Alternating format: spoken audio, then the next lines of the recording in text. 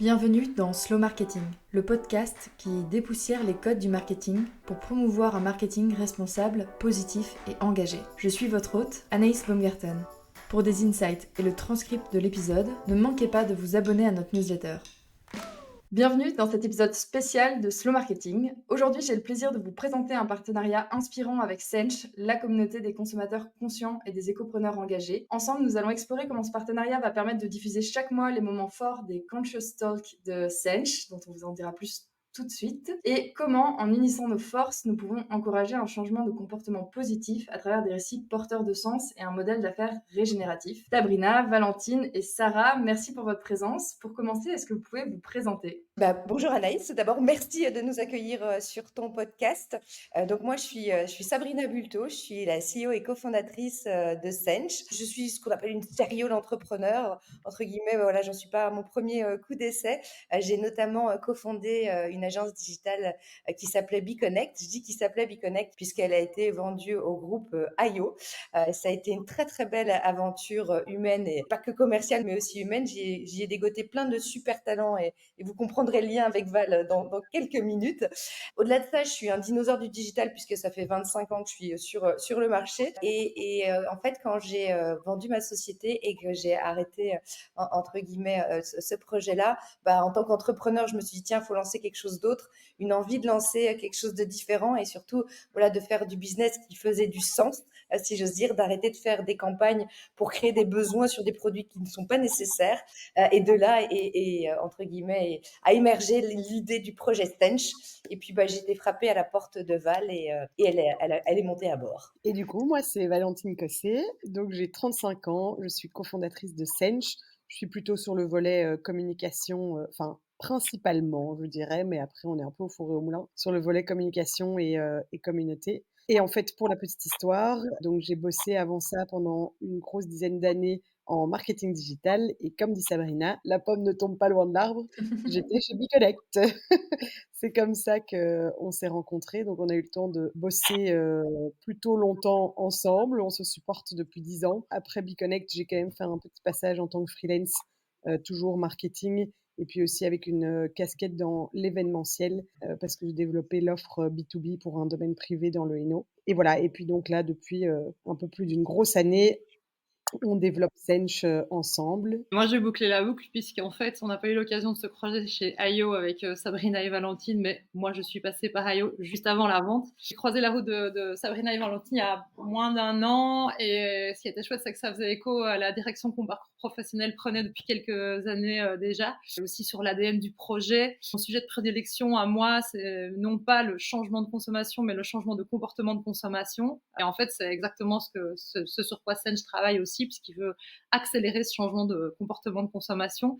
Je suis passée moi par la psychologie clinique avant de faire du marketing et puis la durabilité, c'est ce qui me confère cet angle un peu singulier dans mon travail. Donc je m'intéresse vraiment à la désirabilité des modèles de la transition.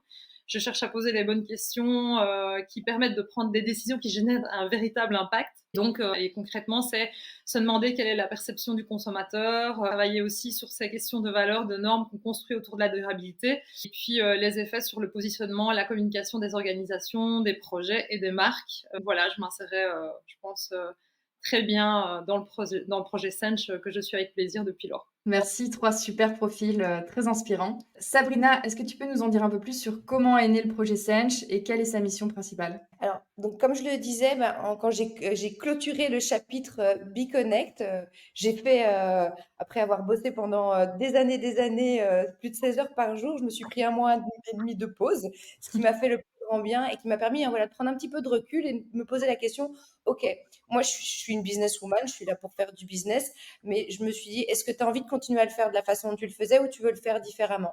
Et j'ai pressenti aussi un petit peu ce que j'ai senti il y a 25 ans dans le digital, qu'il se passait quelque chose et qu'il fallait y être maintenant, quitte à être un peu en mode précurseur ou évangélisateur au sens large.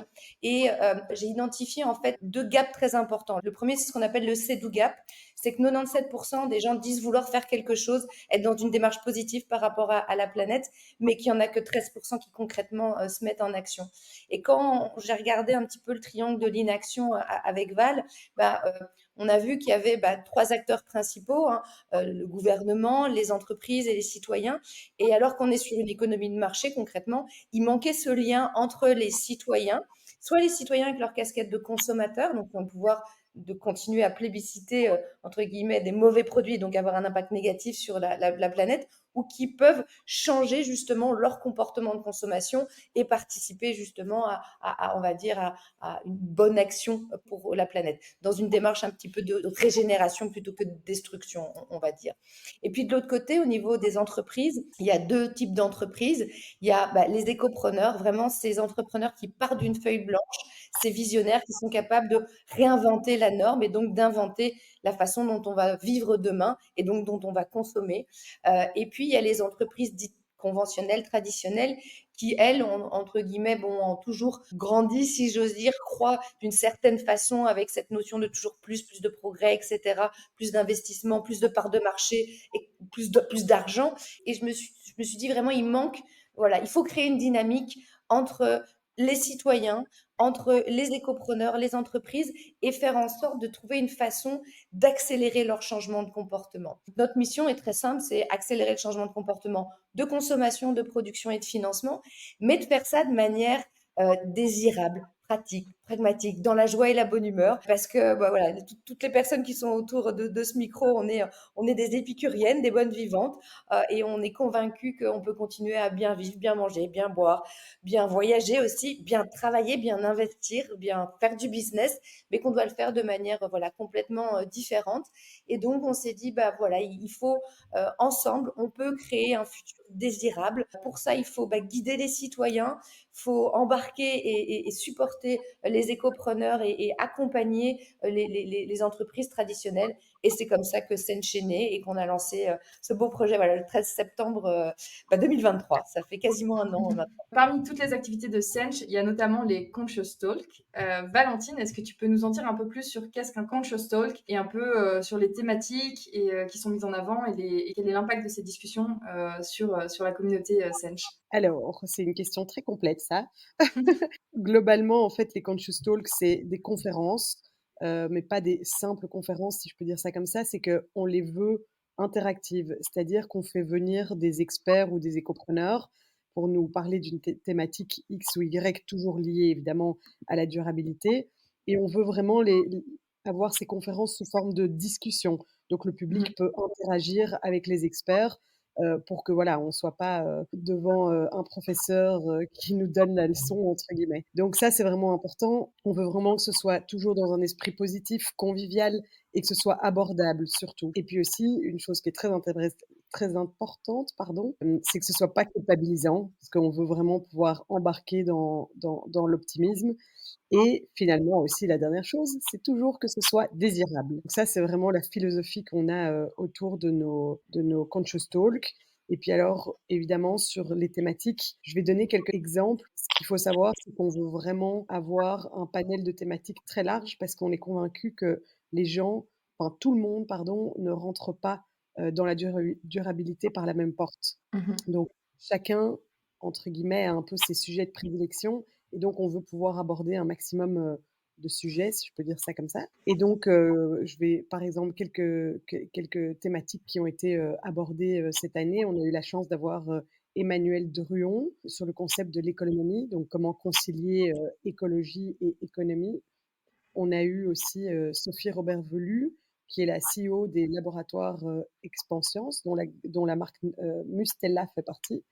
Et elle, c'était vraiment sur comment gérer justement au sein d'une grosse entreprise familiale le changement, parce qu'ils ont vraiment l'objectif de devenir une entreprise à visée régénérative. Ils n'y sont pas encore, mais c'est l'objectif, je précise bien. Et donc, c'est comment est-ce que justement on gère tous ces changements en interne, que ce soit embarquer les équipes, c'est comment on revoit son mix de produits quand on prend des décisions assez corsées, si je peux dire ça comme ça. Donc ça, super chouette. Et puis, on a d'autres thématiques. Par exemple, on a fait le slow travel, on a fait la slow fashion. Donc voilà, il y a vraiment un panel super large pour, vraiment, je veux dire parler à tout le monde. Donc voilà et puis j'ai oublié quelles étaient tes questions d'après. Ma question d'après, c'était, l'impact sur effectivement de ces discussions sur la communauté et genre parce qu'en fait, ce qu'il faut bien préciser, c'est que ces conférences-là, elles sont pas juste uniquement à destination du grand public ou des entreprises, c'est que l'audience, elle est mixte, c'est bien ça? Exactement. Donc justement, comme tu le dis très bien, c'est qu'on peut amener ces conscious talk en entreprise. On peut l'amener pour le citoyen au sens large. Mais citoyen au sens large, ça peut être, une chaîne de valeur pour, un domaine X ou Y. Ça peut être le consommateur, ça peut être l'expert. Enfin voilà, donc il y a un peu toutes les casquettes et c'est vraiment ça qui est super riche parce que du coup, généralement, on a vraiment, des super interactions entre et le public, enfin les personnes entre elles, et le public avec les experts. Et donc, nous, ce qu'on cherche là-dedans, évidemment, ben, c'est première chose, éduquer, sensibiliser les personnes, et puis surtout aussi qu'elles aient des clés pratiques pour après se mettre en action si possible, et aussi ben, jouer sur le côté rencontre entre ces différents profils. Super intéressant. Est-ce que, du coup, je dévoile un peu, le contexte et le projet de ce partenariat? C'est que, on a décidé que donc les prochains Control Stock de cette rentrée, de septembre 2024, vont être diffusés sur Slow Marketing. Donc, est-ce que tu peux nous en dire un peu plus, Valentine, sur le programme des prochaines sessions, les thématiques qu'on va retrouver et peut-être où est-ce qu'on peut retrouver toutes les informations si ça nous intéresse de savoir en avance, les sujets et si on souhaite participer aussi? Première chose, c'est qu'on peut retrouver le programme complet, en tout cas jusque décembre, sur sench.be/event. Et donc dans les très grandes lignes, je ne vais pas donner de détails pour pas la faire, trop longue, mais les grandes lignes des thématiques qui sont abordées. On a le 18 septembre, une conférence sur «De la ferme à l'assiette, la santé des hommes dépend de la santé des sols». On aura le 16 octobre sur la décarbonation des médias et l'impact aussi des contenus et cetera. On aura le 14 novembre, une super, conférence sur l'économie de la fonctionnalité. Ça va être, très, très intéressant. Et puis le 12 décembre sur l'habitat responsable et un peu, les vraies innovations et les fausses bonnes idées autour de cette thématique-là. Trop bien, merci du partage. Je mettrai le lien du coup de Sench et de la page event dans la description. Sarah, comme c'est un peu toi qui es à l'origine de cette rencontre, est-ce que tu peux nous donner un peu l'idée de la genèse de ce partenariat et quelle synergie tu as perçue entre nos deux plateformes, Slow Marketing et Sench, pour pouvoir renforcer ce message de consommation responsable et de soutien aux écopreneurs? Bah, outre, l'objet général des 2 projets dont on vient de parler, qui est vraiment de soutenir, le changement de comportement, j'ai retrouvé aussi un espèce d'ADN, très, similaire. Donc, l'envie vraiment de faire du marketing autrement, d'utiliser les principes du marketing pour un mieux, avec cette importance de la rencontre, du récit, de raconter une expérience qui va permettre justement de provoquer des choix conscients. J'ai le sentiment aussi quelque part que et Slow Marketing et Sench appuient sur, 3 notions qui semblent essentielles pour accélérer les comportements. Donc, la notion du changement qui est possible et qui est concret, de montrer que les solutions existent avec ce focus pratique, pragmatique, visibiliser aussi ce changement. Les choses bougent, en fait, les solutions sont adoptées. C'est montrer que, en fait, oui, il y a déjà une série de personnes qui se sont mis en mouvement. Et donc, c'est valoriser les comportements individuels. Donc, Valentine vient de le décrire. Quand on va aux événements, on y trouve un petit peu qu'est-ce que je peux faire moi à mon niveau sur une thématique, mais montrer aussi quel va être l'impact de ce changement de comportement en termes collectifs au service de la transition. Et puis surtout, et je pense que on l'a toutes dit à un moment donné, mais ce désir profond d'initier le changement avec de l'enthousiasme. Je trouve que c'est pas commun, ça mérite d'être souligné. Le changement peut aussi être envisagé comme super positif, et donc du coup, ça me paraissait un peu évident qu'il y avait des ponts à créer entre Sench et Slow Marketing. Encore merci d'ailleurs pour cette introduction. Sabrina, on a fait hier ensemble la fresque des imaginaires. C'était une super Ouais, expérience. Je te remercie aussi encore avec pour grand plaisir. Et vous avez fait une méga belle fresque. C'était juste top. pour cette matinée de justement repenser ces imaginaires, dépasser un peu nos idées préconçues, nos récits, les récits qu'on sent ancrés, qu'on a dans notre réalité aujourd'hui. Moi, c'est une question parce que les récits, les imaginaires, comment est-ce que le rôle du marketing et de la publicité dans l'ancrage de ces récits, ces imaginaires actuels d'une société de consommation, etc. Mais aussi comment est-ce qu'on peut avoir un pouvoir pour faire bouger ces imaginaires. Est-ce que tu peux me donner un peu pourquoi est-ce que les récits aujourd'hui sont importants dans la mission de Sench et comment est-ce que tu penses qu'en travaillant sur les récits, on peut contribuer à un changement de comportement? Bah, en fait, que ce soit les imaginaires ou les récits, c'est un peu ce qui nous permet de structurer notre relation au monde, si j'ose dire. Ça définit un peu nos modes de vie. Et donc, si on regarde les récits et les imaginaires qui sont donc l'ensemble des images, des langages voilà, qui permettent de construire ce à quoi on peut se rattacher, c'est ce qui va nous permettre justement si on arrive à en créer des nouveaux, positifs, qui embarquent les gens, ben, on va pouvoir vraiment les mettre en action. Et pour moi, en fait, ce qui est le plus important, c'est que, ça permet vraiment, que ce soit les récits et les imaginaires, c'est d'offrir une vision, entre guillemets, collective d'un futur souhaitable. Et donc, si c'est une vision collective, ça veut dire qu'on peut avoir une adhésion et une capacité à se mettre en action pour atteindre ce but commun. Il y a cette logique, justement, derrière de la vision collective, il y a la mobilisation. Donc, c'est en racontant des histoires qui résonnent avec les valeurs des gens, avec les émotions des gens, avec ce qui est important pour eux, comme on le fait dans du marketing, entre guillemets, traditionnel, hein. On a toujours dit, et chez Biconex, c'était un peu notre leitmotiv, l'essentiel, c'est le storytelling. C'est pas d'essayer de vendre un produit pour un produit, c'est de raconter une histoire où les gens vont se reconnaître, ils vont vouloir envie de participer justement à cet univers qu'amène le produit, et on va créer un désir d'avoir cet élément ou de participer à cet élément. Pour moi aussi, ça amène une dimension de cohésion sociale, puisque ça permet de créer un sentiment voilà, d'appartenance, de cohésion, et donc si on retrouve et on partage des valeurs, des croyances, des objectifs communs, alors on peut atteindre justement cet objectif commun. Et pour moi, c'est essentiel justement si on veut atteindre et construire un futur désirable, ben, il faut qu'on bouge tous ensemble. Et l'un des derniers points aussi qui me paraît essentiel, c'est que les récits ont un impact sur l'éducation et la transmission. Mhm. Par les récits, on transmet, qu'on crée des vecteurs essentiels pour transmettre les connaissances, les expériences, les leçons de vie. Et donc, pour moi, bah forcément, c'est clairement un effet de levier. Et la fresque d'hier, bah on en a parlé. Par exemple, quand on touche à l'imaginaire, à l'imagination, alors on peut aussi toucher à l'innovation.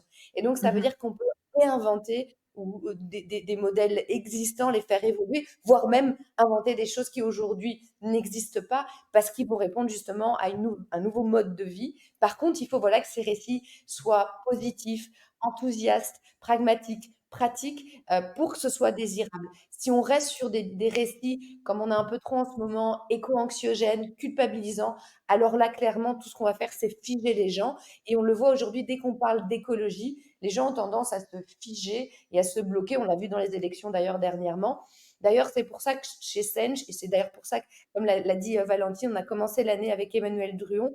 Nous, on est là pour pousser l'économie, c'est-à-dire l'équilibre entre l'économie et l'écologie. Et on croit vraiment qu'on peut amener des nouveaux modèles d'affaires, nouveaux modèles de vie, mode de vie, et qu'on doit s'inscrire dans une démarche régénérative, autrement dit, de reconstruire les choses, de faire coévoluer les différents acteurs, donc humains, non humains, donc l'homme et la nature, main dans la main, pour faire en sorte que justement cette connexion permette tout simplement de bien vivre. Et je pense que en fait, la quête finale pour tout le monde, c'est ça, c'est le well-being, le bien vivre, et Mhm. pas juste cocher des cases bêtement et simplement. Quoi. Et justement, quand on parle de désirabilité et de donner envie de changer de mode de consommation, toi, Valentine, quel regard portes-tu sur l'évolution des consommateurs aujourd'hui? Et comment est-ce que tu penses que Sench contribue à cette prise de conscience et à cette transition? Alors, il y a plein de réponses à cette question. Le biais que je peux avoir en étant dans la durabilité, c'est que tout d'un coup, depuis 1 an et demi, j'ai l'impression qu'en fait, tout le monde est dedans. On a embarqué tout le monde. Juste parce que tu as les algorithmes des réseaux sociaux qui, tout d'un coup, te t'ont- ont bien compris ton focus et donc tu as l'impression que tout tourne autour de ça. Or, c'est pas la réalité, on le sait. Et puis, dans tous les cas, on ne peut pas demander à tout le monde aujourd'hui d'en faire une priorité. C'est-à-dire que certaines personnes ont d'autres priorités, c'est de manger, finir la fin, enfin, pouvoir nourrir la famille jusqu'à la fin du mois, et cetera. Après, comme disait, Sabrina un peu plus tôt, il y a vraiment ce phénomène du «c'est gap», c'est-à-dire qu'aujourd'hui, quand on interroge les gens, évidemment que tout le monde va nous dire qu'ils ont envie de bien faire et de mieux faire. Après, une fois qu'on est, devant, un acte d'achat ou de consommation, X ou Y, il y a beaucoup d'autres, facteurs qui interviennent. Le prix en numéro un. Aujourd'hui, avec les crises économiques et cetera, on voit bien que tout ce qui est durabilité, peut un petit peu baisser aussi parce que, c'est le prix qui va l'emporter. Donc bref, il y a beaucoup d'éléments. L'évolution, je pense qu'elle est là, mais voilà, c'est lentement mais sûrement. Et puis, il y a aussi un troisième point, c'est que globalement, l'éco-responsabilité en tant que telle, ça ne fait pas vendre. Et donc, c'est pour ça que nous, on met un point d'honneur à rendre tout ça désirable, parce que dans les grandes lignes, les gens, oui, ils vont consommer pour se faire du bien, pour leur bien-être, pour leur santé. Et donc, c'est important de tourner les messages dans ce sens-là aussi, pour faire comprendre que c'est pas juste le bien-être de la planète, mais c'est aussi leur bien-être et leur santé qui passe, avant tout. Et donc oui, donc ça, c'est globalement, je pense, dans l'évolution des consommateurs. Et puis, quel rôle joue Sench là-dedans? Dans les grandes lignes, nous, c'est vraiment ça. On veut sensibiliser, conscientiser les consommateurs, leur donner envie de se mettre en action et toujours en rendant, cette transition désirable. Mais je pense que là, on l'a répété suffisamment. Au-delà de tout ça, on a mis en place une conscious toolbox, c'est-à-dire que c'est différents, ateliers qu'on propose d'animer, au sein des entreprises pour, sensibiliser et embarquer les collaborateurs ou la chaîne de valeur dans cette Ok. transition d'entreprise justement.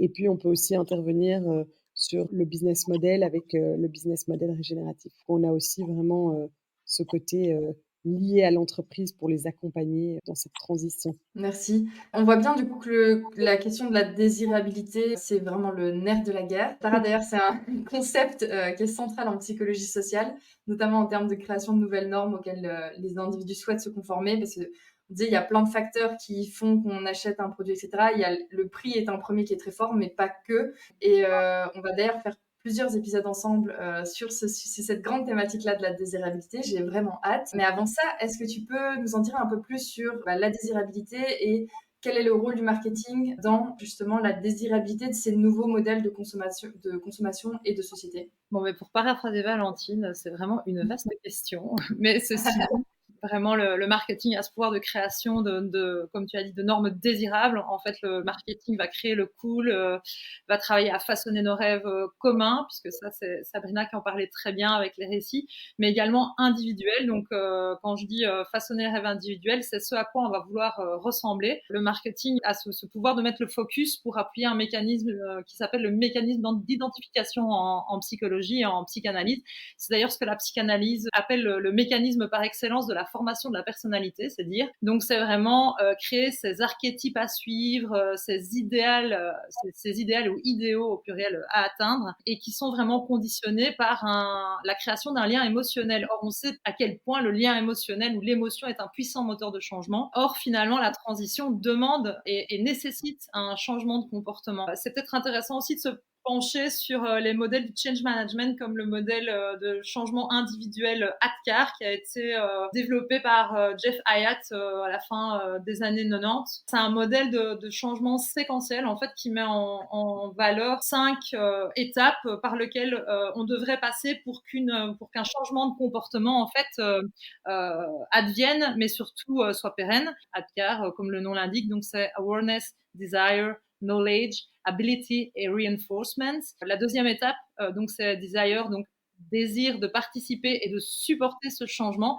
On pourrait à la lumière de ça, se dire que c'est sans doute un gros pain point actuel. En fait, on est bien au courant du problème, on nous donne toute une série de solutions, mais en fait, on peine à rendre le changement désirable. Donc, on s'occupe pas du tout encore ou pas assez de cette notion de souhaitabilité que peut être la transition. Donc, en fait, moi, j'y vois vraiment cette opportunité pour le marketing de remettre le focus au bon endroit, en fait, montrer que c'est possible en créant justement ces modèles positifs, crédibles, en visibilisant, en informant sur le nombre croissant de personnes qui se mettent en mouvement et qui adoptent ces comportements plus vertueux.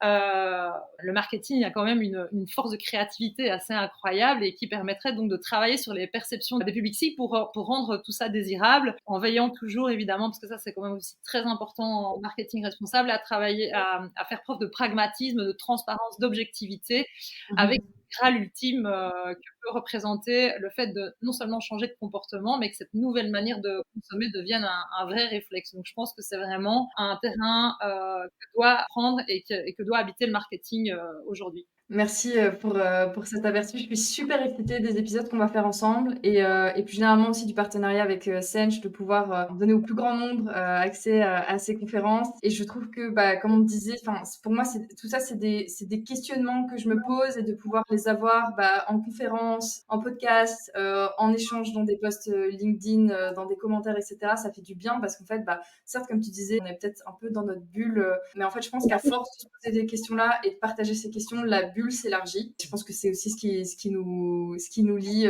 toutes les quatre dans nos projets. Si je vous dis slow marketing, à quoi pensez-vous? Moi, j'ai vraiment 2 choses qui me viennent tout de suite à l'esprit. De un, mais je pense qu'on l'a déjà, balayé, les nouveaux narratifs et donc c'est vraiment, les nouvelles histoires qu'on va mettre en lumière et raconter pour avoir envie de changer nos comportements et de rendre désirable une autre façon de consommer, donc ça, c'est vraiment la première chose et puis la deuxième chose, pour moi, c'est le côté du coup plutôt, comment diffuser avec un plus faible impact.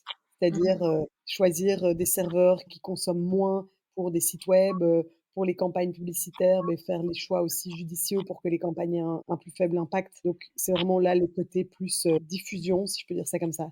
Donc il y a vraiment les 2 penchants, le côté diffusion et le côté création. Merci. Sabrina, tu veux enchaîner? Je suis totalement d'accord avec ce que vient de dire Val, hein, elle fait qu'enfoncer des clous qu'on a déjà posés. Mais un des points essentiels aussi pour moi, c'est que bah, à la base, le marketing, hein, c'est cette relation entre une entreprise et des besoins de consommateurs. Et le slow marketing rajoute un troisième acteur essentiel qui est la nature, qu'on doit prendre en compte dans l'ensemble de nos considérations. Et ce que j'aime bien dans la dynamique de slow, même si je suis pas une pro décroissance, parce que je pense pas que la clé soit dans la limitation, la réduction, dans la dimension anthropocentrique de l'écologie, mais plutôt multicentrique avec cette dimension de régénération.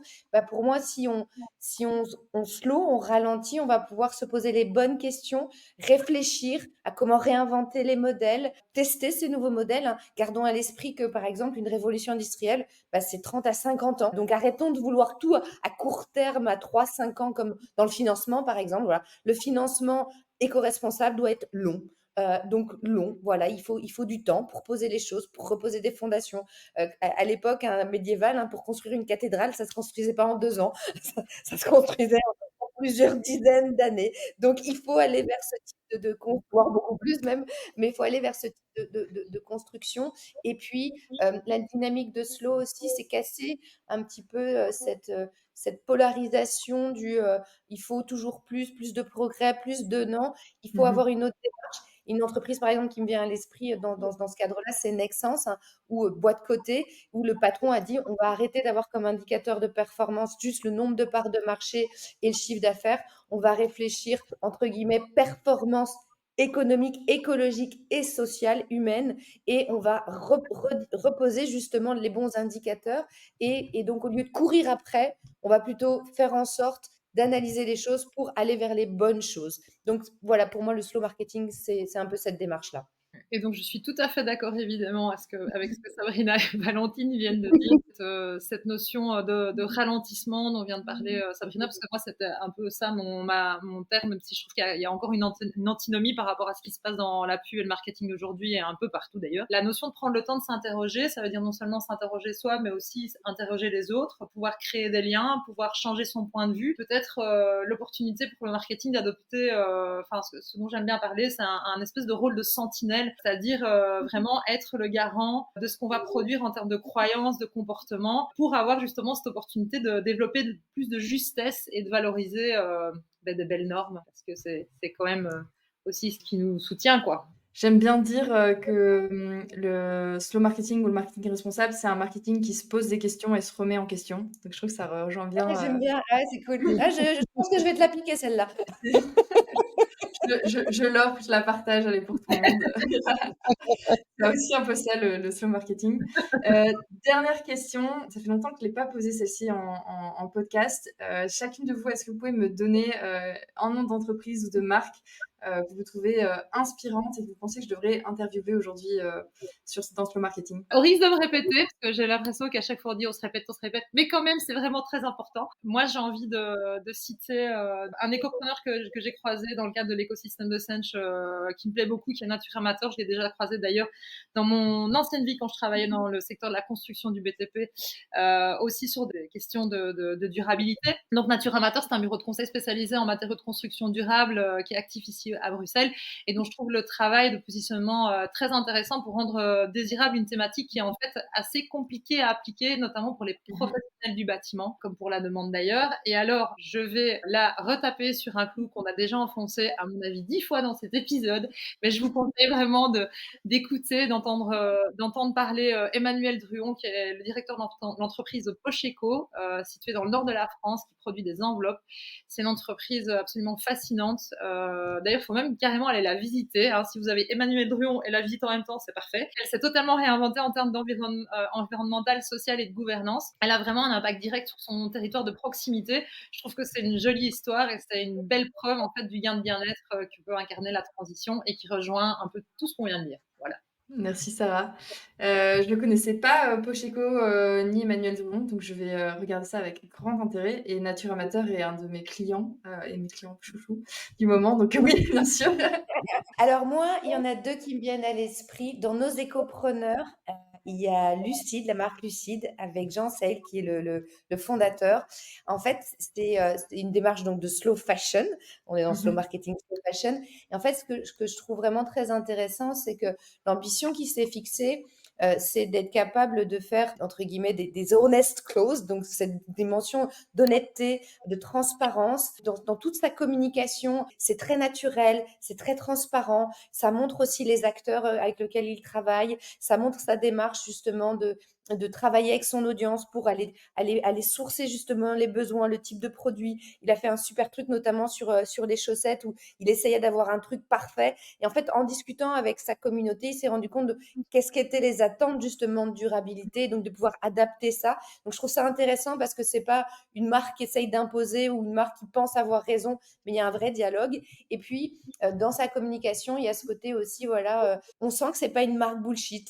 On sent que c'est des vrais gens derrière, qu'il y a une vraie réflexion sur comment on relocalise la production, comment on active justement des savoir-faire locaux, comment on valorise au niveau sociétal justement des ateliers ETA ou autres. Donc vraiment cette dynamique de ce que doit amener pour moi l'éco-responsabilité, qui est de penser plus loin que sa petite entreprise et de réfléchir à sa chaîne de valeur et à comment justement l'activer de la bonne façon pour avoir un impact. Donc Jean, et en plus il est super chouette, donc en podcast ça va être trop trop top. Et deuxième, là aussi on l'a déjà cité, hein, c'est Sophie Robert-Velu, la CEO d'Expansiance avec Mustela, parce que cette nana est juste dingue, elle a une énergie de malade et en fait elle a eu, désolée de le dire, mais les couilles de prendre des décisions voilà, que peu ont prises. Et quand elle nous le raconte, comment voilà, elle a décidé d'arrêter, par exemple, la production des lingettes en 2027, alors de jetables, pardon, pour nettoyer les petites fesses des bébés, alors que la loi lui impose 2040 et que c'est 20% de son chiffre d'affaires en France.